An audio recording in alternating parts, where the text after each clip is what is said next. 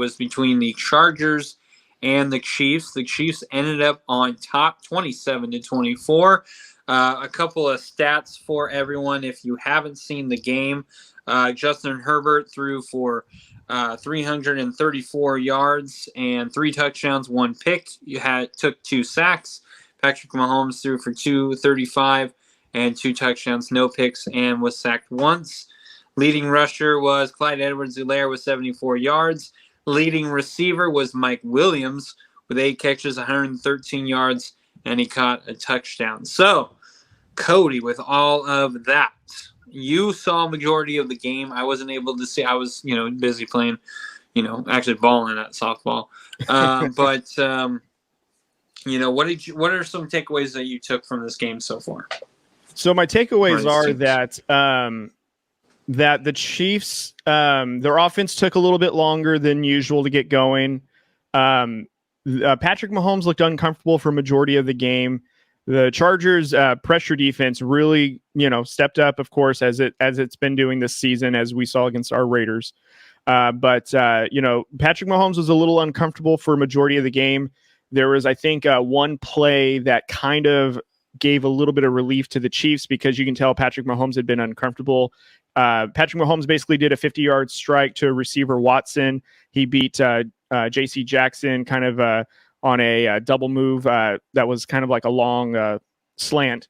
And, Mahomes delivered it right on the money, and it kind of gave some relief to the Chiefs because they had really no momentum going. They had no rhythm in their offense. Their run game was pretty much non-existent for the majority of the first half. Patrick Mahomes did, settle down a little bit, and you can kind of tell that, the Chiefs did need like a big play from like a big play receiver, which Hill would have done for them probably. But it was just a collection of just teamwork. It was really what I got out of it. And on the Chargers side, their defense is electric. It's really good. Their coverage defense is really good. Asante Samuels Jr. is legit. In my opinion, he's probably the Chargers' #1 corner out instead of J.C. Jackson, in my opinion. He did a really good job of disturbing Mahomes in the passing game, really cutting off some passes. I think he almost had an interception, but it barely hit the ground to where it got called back. And this defense looked really, really good. They were pressuring. Towards the second half, though, the Chargers, the pressure was getting to to Herbert. He got sacked a couple of times, and then there was actually wasn't a sack, but he threw the ball away, and I think the DB tackled Herbert, and his shoulder went into his rib, and you can tell it really made some discomfort. Herbert kind of played through that, and towards the end, the Chiefs finally put it away. But it was a good game overall. I think there were some mistakes on both sides, but I think what we learned about the Chiefs is when they went against Arizona, their offense was a lot more freeing. When they went against a tougher defense, it was a little bit more. They shortened the field. The Chargers did to the Chiefs, so the Chiefs again had to really be patient, and then the Chargers just. Their offense kind of got stagnant. You can tell that they needed Keenan Allen. Mike Williams was great in the first half, and then kind of in the second half, he kind of tailed off after he got his touchdown. Austin Eckler was okay. The run game was really abandoned kind of early on. But, the Chargers lost to, on the scoreboard, a better team. But I think both teams have a lot to go from it, but they both were very, very good. It's a really tough division, and it was a good divisional game. But, I think what was the most surprising is the Chiefs defense actually stood tall and was able to get, Herbert off the field. And when the Chargers offense wasn't moving so much, the Chiefs were able to get some opportunities back and close out the game. So that was kind of some of my bigger takeaways and what I thought of the game per se. And it's a very good division. I got to say these two teams look like top 4 teams in the AFC. So, yeah. Listen, I watched about the first quarter, majority of the first quarter. And Justin Herbert looked a little uncomfortable, but as did Patrick Mahomes. There was a lot of, safe throws, I guess is what I would really say. Austin Eckler, 14 carries, only 39 rushing yards. Well, to be perfectly honest, that's not winning football. And the Raiders kind of did that to the Chargers, and we'll talk about that in a little bit, but they kind of shut down the running game. And I'm not saying that they didn't have some successes, but overall, from what I'm looking at and what I had seen, the Chargers really couldn't get a push. So I believe that they did upgrade their offensive line, but I think they upgraded their pass pro. As far as the run blocking, it's still not looking like it's there. Now, we're in week 2. Let's not overreact on all of this.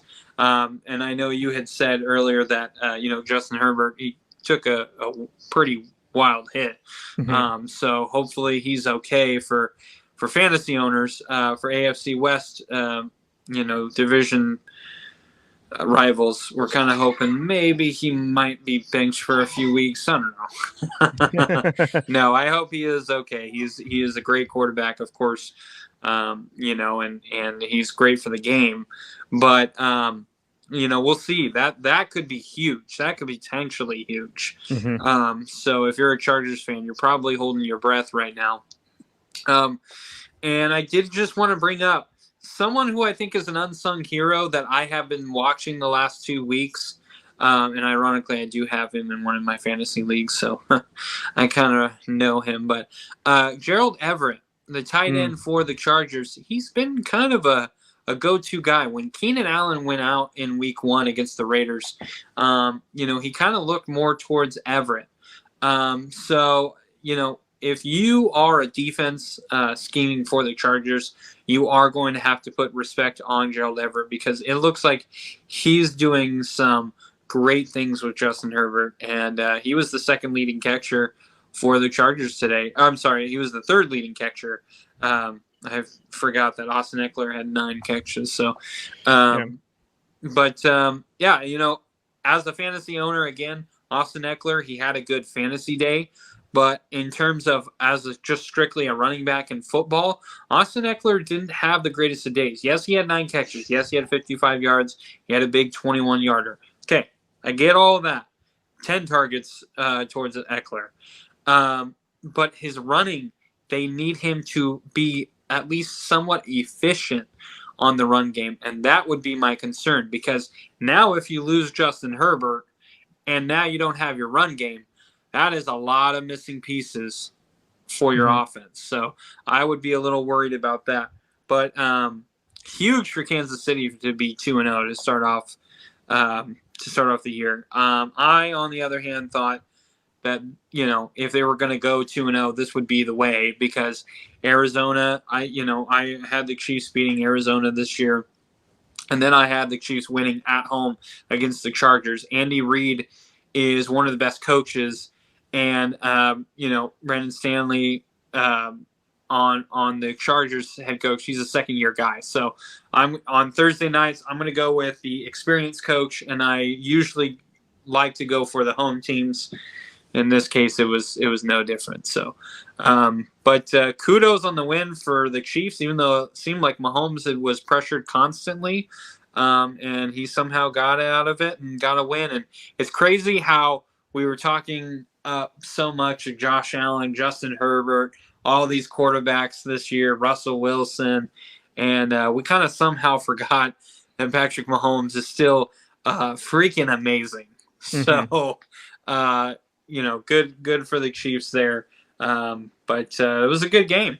I mean, 3-point difference. I mean, the defense was involved, offense was involved. Can't ask for anything else.